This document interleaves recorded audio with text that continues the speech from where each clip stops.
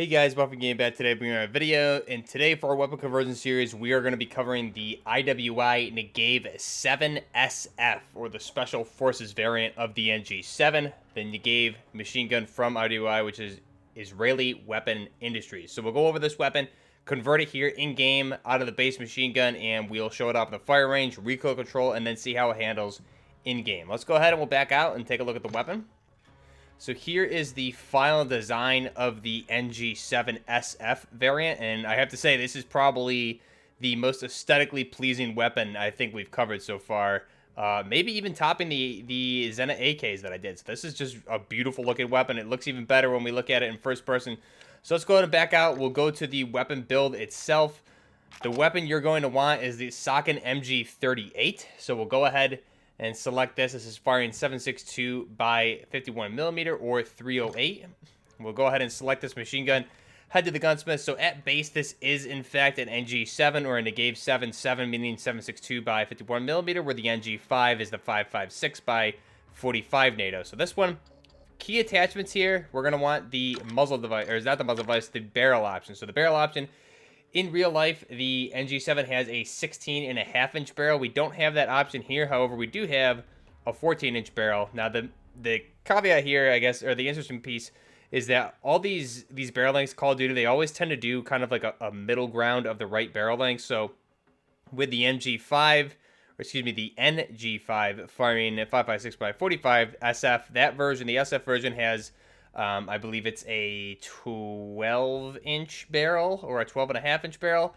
And then the NG-7 SF has a 16.5. So here we have just about a 14.5 with a 355 millimeter HGS 55. So this is going to give, again, a nice medium between the two SF variants. So this one will give us the aim down sight speed and the hip recoil control. Cons are the damage range, hip fire accuracy, and bullet velocity. This is the shortest barrel you have here in the class, so we'll go ahead and select that one. Now, if the laser option, this is personal preference, you can feel free to put one on if you would like. I'm going to leave it off for right now. We're going to jump back to the muzzle. Personally, I like to put something on here just for the gameplay purposes. I was running this TY LR8 just for the horizontal recoil to help us keep that on target, because it is a 308 machine gun. It's going to kick a little bit, especially on sustained fire. So this should help a little bit with that horizontal recoil control. That way you really only need to focus on the vertical. Again, this is more of an optional attachment. You can feel free to swap that out. Laser option, like I said, we're going to leave blank for this one. Now the optic, I'm going to go with the Elcan, the Elcan Spectre. Here we go, right here. So this is the Cronin 0P optic, or the Elcan in real life. Gives us a 5-time magnification. The cons here are a very small sniper glint. We have an aim down sight speed and a aim walking movement speed con for these ones. But again, you do get a 5-time magnification with this, which is pretty cool. Unfortunately, we are unable to use the top mounted iron sights that are typically on this thing in real life. So they're not even on this version of the Elcan, where they were on Modern Warfare 2019s. However, you still could not use them there. So this one says advanced 4x optic from Cronin, and then the Pro says it's a 5-time. So I'm not really sure what the exact zoom is, but it looks really aesthetically pleasing on this weapon. You can see it's going to mount on that Picatinny rail that's mounted on the top of the weapon, which is the way it's welded on there in real life too. So very accurate. Go ahead and select that. Now the other key attachment here besides the barrel is going to be the stock option. You're going to want you see the three options here. We're going to want the FTAC Condor stock. So this is going to give us that SF stock that we see on both the NG-5 SF and the NG-7 SF variants. We'll go ahead and select this one. This is actually pretty much 100% accurate to the real stock, minus very, very small details. Pros here are going to be recoil control, the cons, ADS speed, and crouching movement speed. So we'll go ahead and select this one. And then rear grip, we'll go ahead and skip, but you can see we do have this typical grips that you would expect there. Magazine option, we're going to leave that 100-round nutsack, or that materialed box belt there. So we'll leave that. It's referred to as a nutsack. I love that we finally get nutsacks for some of these things. So we'll go ahead. Hopefully when we get the saw, we'll get a nutsack on it as well. We'll go ahead. You can see here you get a 125 and a 150. However, we're going to stay with the 100-round belt. Ammunition, you have all of the same options you would expect. We'll leave that with the blank ammo. And the final attachment here for the SF variant. So this, I guess, there's 3 key attachments here. The third one would be the underbarrel option. You're going to want one of these 45-degree mounted grips. these canted grips here. If you want to be truly accurate to the real life grip that you see on a lot of the NGs, you're going to want the Sakin side grip. This one looks most accurate, I would say, to the one that actually comes on the NG-5 and NG-7.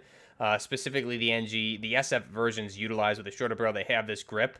We're going to run the Bruin Warrior grip, though, just because this gives us the best control for this weapon. With the shorter barrel option, we're going to want that recoil steadiness and stabilization as well. You can see it's clearly the best in-slot grip attachment. So we'll go ahead and select that. It's going to give us the aiming idle stability, the aim walking steadiness, the recoil steadiness, and the recoil stabilization, with the cons being sprint to fire speed, and downside speed, crouch movement speed, and aim walking speed. So we'll go ahead and select that. And that is our final build here for the NG-7 SF. Now, you can obviously leave it in the black color here. Really, I think in real life it only comes in black. However, I couldn't help myself but putting the clay on it. I thought it not only does it look amazing with the black, but when you put the clay on, it just looks that much better in my opinion. So you can see just how beautiful it looks. Let's go ahead and put that camouflage on there for the clay so you guys can see what that looks like. We'll go ahead and throw that on as soon as we get back into the private match here, because that's still got to be a bug. Let me know down below if that's happening to anybody else. But if we go ahead and go to our NG-7, go over to the camos, you can see what a lot of these look like on them. I mean, it just, the camos on the weapons, I've said it in every conversion video so far, they look just amazing on all these. There's not really a bad looking camo that I've seen so far. So we'll go ahead, head on over to the clay, and you can see just these solid colors. These camouflages are amazing. I love these solids. I'm going to be running them on a lot of stuff. But we'll go ahead and run the clay. Looks awesome on this. Go ahead and select that. Let's go back and we will take a look at our weapon here. So again, the IWI, or the Israeli, IWI standing for Israeli Weapon Industries NG-7 Negev 7, or NG meaning next generation. So it's a really, really ahead of its time weapon. Put into service in 1997. The NG-7 variant came out in 2012. So you can see there we have our fire controls there above the pistol grip on the left-hand side. Magazine release. Another thing you'll notice is that the box itself goes into what is a magazine well almost. So it is a magazine well. On the NG-5 version, the NG-5 can actually take 5.56 magazines. Now, that was omitted from the NG-7 version. However, it does still lock up into that magazine well. That way it's not being knocked loose, and then the belt feeds through. It does have that shorter feed tray cover, so you're not risking getting the optics in the way, and easier to retain zero, things like that when you're changing out the belt. You see that on some of the newer next generation weapons like the MG250 and the MG338 as well. Just a really nice weapon. This buttstock is telescopic. It is not side folding, even though on this it looks like they made it with a hinge there to fold to the side, which is incorrect because the NG-7 has a buffer tube that goes into the stock because it is 308, so it does not fold to the side, whereas the NG-5, the 5.56x45 version, does. And again, you can see quick change barrel there, so you would just, there's a little button there you can see, and then you grab the handle, and I believe the handle is actually mounted on the wrong side of the weapon here from what I can tell. But again, you can swing it both, it goes both ways, so they just have it tilted to the other side. But quick change barrel, one-handed. The feed tray does need to be cleared and up in order to change the barrel, and then that swaps out very quickly. Again, in these SF models, we have the shorter barrel. We have the grip there, again, because it's mainly like an assaulter type weapon with that shorter barrel versus the standard 20-inch barrel lengths that are utilizing bipods. We have our charging handle there as well. Just a very aesthetically pleasing weapon again, and it looks great with that L-can. So let's go ahead now, and we will back out, and we'll jump into the firing range with this thing and just take a look at how it handles here in the firing range. So first off, again, it just looks amazing. This to me is the most aesthetically appealing machine gun, even better than the RAL, in my opinion. I love the way this thing looks. Leveling this thing up is kind of my primary goal right now. It looks great with the L-can. So let's just shoot these targets. We're not going to mount or anything like that. Let's just take a look at these and see how it handles.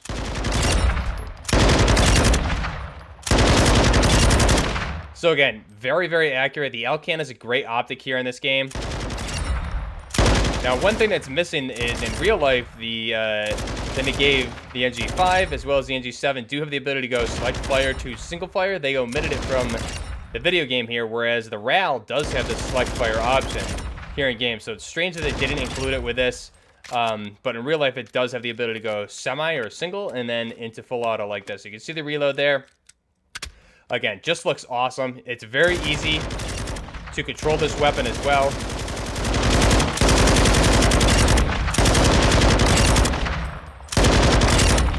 And let's try to hit this longer target once more.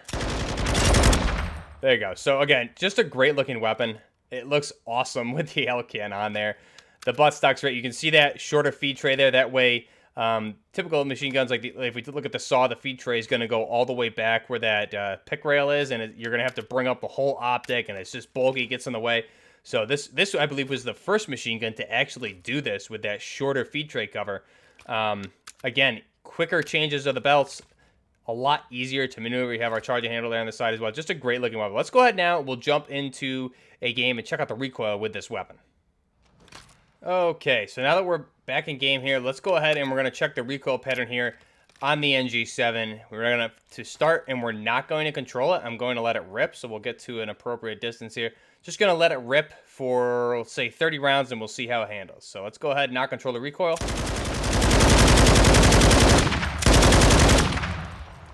Okay, so you can see there, it's going to go straight up, and then it's going to kind of stabilize. So let's try it once more. We won't control it again. Let's just let it rip for the 66 rounds and see how it goes.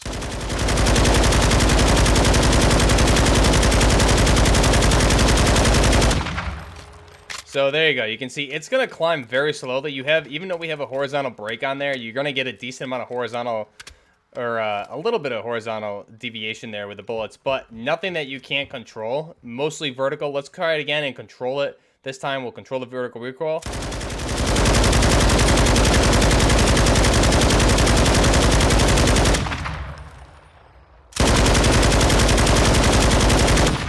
So pretty much this thing's going to climb a little bit, and then it's going to stabilize. You can see there I was overcompensating a little bit.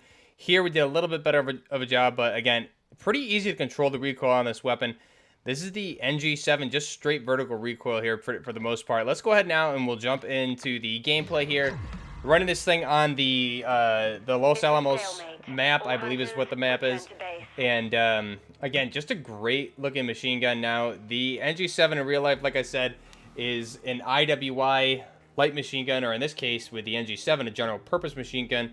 IWI standing for Israeli Weapon Industries, formerly known as IMI, or Israel Military Industries. So this is the same company that brought us the modern warfare favorites like the Tavor 21, the X95, things like that, the MTAR. So again, a great weapon here, developed by IWI. Now the NG5 is the 5.56 by 45 millimeter NATO light machine gun, whereas in 2012 the NG-7, which we're covering here, is the 7.62 by 51 millimeter, or the 308 general purpose machine gun used by the IDF or Israeli Defense Forces as an infantry combat type general purpose machine gun. NG again stands for next generation, because it really was it was kind of almost a revolutionary machine gun with a lot of the safety measures and enhancements they made based on a lot of the machine guns that have been in place. And I would really like to see how this performed. The NG-7 performs over something like the M240 Bravo or the Lima.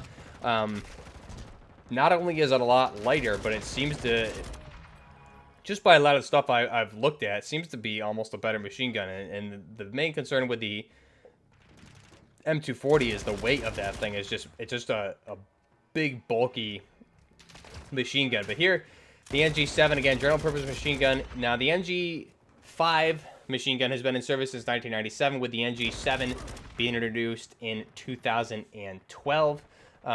Seen a combat in a lot of battles. Again, it's a very proven machine gun at this point. Design period took place in 1985 through 1990 for the NG-5. So at that time it was IMI, or Israel Military Industries. And then I believe it was early 2000s, I want to say, is when they switched over to IWI. Now the manufacturer, IWI, Israeli Weapon Industries, produced 1995 through present. Again, 1995 is when the NG-5 was started production and went into service in 1997 when it was adopted by the IDF. And the different variants I think we've already gone over, which we'll get into again. Now the mass overall here for the NG-7 Special Forces version is going to be 7.8 kilograms versus the NG-7 itself is 7.95 kilograms.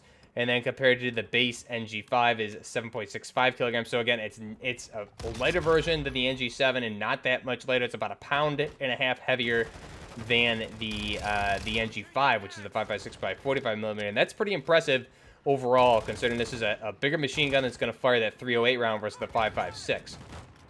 Now, the length overall for the NG-7 is going to be, with the stock extended, 1,012 millimeters, and with the stock collapsed is going to be 942 millimeters.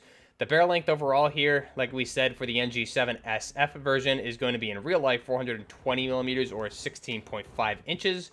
And here in game, we have to settle with the 14-inch barrel, which again is that middle ground between the NG-5 SF and the NG-7 SF barrel length in real life. So we have a 14-inch barrel here in game. In real life, it's 16.5. Cartridge, as we've said, is the 7.62 by 51 millimeter NATO. It is a gas-operated rotating bolt system. Rate of fire for the NG-7 SF is going to be 600 through 750 rounds per minute. Now, you have two different gas positions here for this version of the machine gun, whereas the 5.56 version has 3 different positions. Now, the NG-5 version can actually, like I said, take Stenag mags, any of those magazines, Galil magazines that fire 5.56, can be fed into that NG-5. That was omitted from the NG-7, so it only has 2 regulated positions. The first one is for belt fed, and the second one is for extreme conditions. Again, that's more of an adverse setting, which is going to pump up the gas, which is going to increase the rate of fire. If you have it caked with mud or something like that, it's going to make sure you clear that with the gas sitting there up, and it will increase the rate of fire to the max that it can, which is around 750 rounds per minute. Typically on our first setting would be 600 through 650-ish. Again, a slow controlled fire, especially given that it's firing a 7.62 by 51 millimeter cartridge. Muzzle velocity for the NG-7 SF is going to be 810 meters per second, or 2,657 feet per second. Effective firing range is going to be anywhere from 300 out to probably around 1,700 meters there. Again, you have adjustable tritium iron sights on this thing in real life as well. That can be adjusted.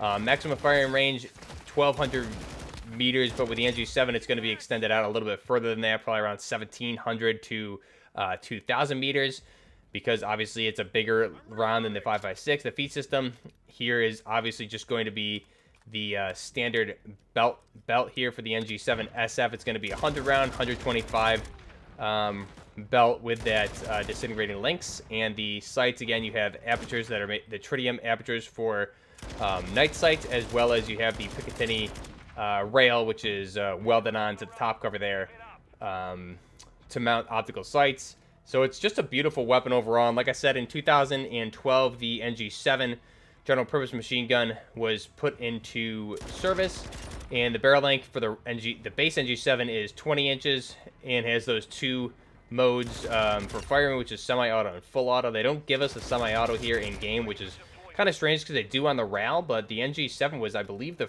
first machine gun, at least in recent history, that allowed you to go to a single fire, select fire machine gun. So that's kind of, again, where it's the NG standing for next generation. This series of machine guns did a lot to kind of boost the field forward, where we see everything that was involved in the NGSW program for the light machine gun category really took a lot from this. We see things like the RAL, the M250, Knights Armament Company, LAMG adopt a lot of the characteristics here of the NG-5 and the NG-7. So, beautiful weapon. Now, another feature here for the NG-7, something called the IWI eLog Weapon Embedded Sensor Model was added to collect and store data on the actual use of the weapons, efficiency, maintenance, all of that. So that was something that was added into the NG-7 series, which basically was like an internal tracking system about use, things like that. Almost like a diagnostic computer in the gun itself, it sounds like. So, and again, the NG-7 SF, which is what we're using here, is a more compact version of the NG-7 with a 16.5-inch barrel versus that full-length 20-inch barrel. It uses a shorter barrel, and it's fitted primarily with that 45-degree cannon grip for basically, it's called the Negev Assault Grip, and it has a barrel length of 16.5 inches. Again, this is mainly used for you're not typically mounted with a bipod for this, so it's almost, think of it almost as like a saw para version. You're using it for things like that, which is why it uses the grip. Some of the times you'll see a grip with a bipod on there as well. But again, primarily you're going to be firing this thing with the shorter barrel from that grip. So this is the IWI Negev Next Generation 7, or the NG-7 SF Special Forces version, firing that 7.62 by 51mm. Let me know what you guys think down below here of the NG-7. Just a very beautiful looking weapon. I love the way this thing looks. It is actually a lot of fun to use, and I'm pretty pumped to use this in Warzone and DMZ here coming up in about a week and a half. So let me know your guys' thoughts down below. Social media links, Discord, Twitter, Instagram, all of that are down below in the description. We have a great community there in the Discord. Go ahead and follow that link. Go ahead and join up in there and talk to everyone. We have a really good community, posting a lot of conversions. Good group of people to play with in there as well if you guys are looking for people to squad up with. Let me know your thoughts down below of different weapons that you'd like to see in the conversion series. Different weapons for tactical builds, things like that. You guys can send me photos on social media or even in the Discord as well. And definitely we'll probably feature them there. Again, leave your suggestions for future conversions down below if you guys are finding stuff. I have quite a large list of conversions here, but definitely will add anything you guys put in there to my list. And finally, if you're enjoying the content, be sure to like the video, subscribe to the channel. Helps out those smaller channels like myself, working on growing here over the years. We're a little bit over 36,000 subscribers right now, so big thanks to everybody for supporting the channel. Really looking forward to all the weapon conversions here. We'll be doing live streams over on Twitch and YouTube going forward. And definitely when we come to Warzone 2 and DMZ, we'll be doing quite the live stream event. As well as, for those of you who have been following the channel for a while now, we will be returning to Buffmas this year. So that'll be the Christmas streaming event here for Buffmas. We'll be doing that over the holidays as well. We missed out on it last year, but not this year. We're going to go strong, so we're going to have a good time. So let me know your thoughts down below. How you liking Modern Warfare 2? What's your favorite weapon? What's your favorite mode? Till next time, this is Buffner Gaming with the IWI Negev NG-7 SF. Till next time, Buffner Gaming out.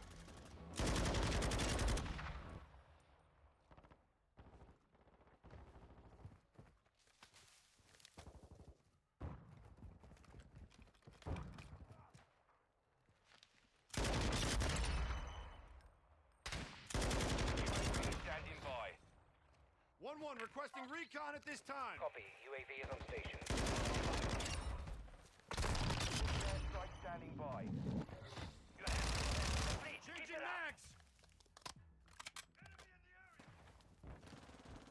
Target area marked. You're cleared hot. Copy that. Longbow 3-1 is on station. Strike in.